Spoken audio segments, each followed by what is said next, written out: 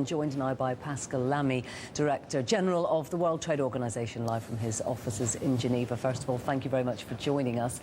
Can I begin by asking you, what is your assessment of how far along the path to global recovery we are right now? Well, if we look at trade numbers, which is one indication, obviously a terrible year in 2009, minus 12% in volume, and 2010 looking much better, our forecast being a strong rebound of plus sort of 10% in volume on the basis of existing growth forecast. So it's a very clear V-curve, big drop, big pickup this year. And how significant? Of course, mostly coming, as could be expected, by developing countries. Indeed. That brings me on to my next question. How significant a role do you think that the European sovereign debt crisis may have in derailing that recovery? I note that your predictions haven't changed since March, so the overall growth you don't think will be affected by the European crisis? Look, as far as 2010 is concerned, our forecasts are based on growth forecasts worldwide, and the recent European crisis has not affected European numbers, which were, to be frank, already quite low in terms of growth for 2010.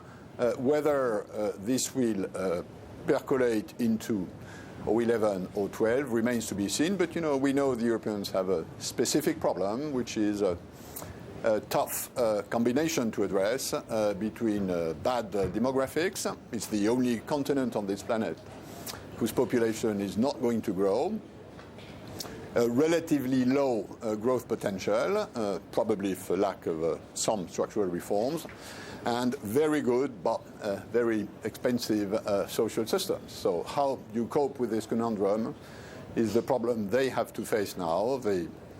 The news of the last month is that they have to do this together and not individually. Do you think European leaders are finally doing enough? What more could they be doing to stem the crisis and fix Europe?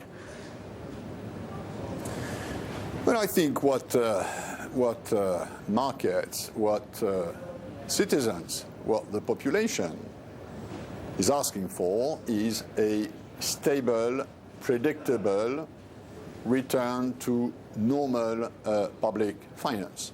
It's a question of medium and long-term credibility, and here again I think that given the extremely strong interdependence within the European continent, which the Greek crisis evidenced once more, they have to do that together, and this probably means stronger EU debt and macroeconomic governance. So Timothy Geithner said that the European system is unsustainable. Do you agree? You seem to be saying that it would need more of a common fiscal policy to succeed. I agree with that. Some years ago, when the euro was created, governments decided they would have a single monetary policy, but decentralized macroeconomic policies.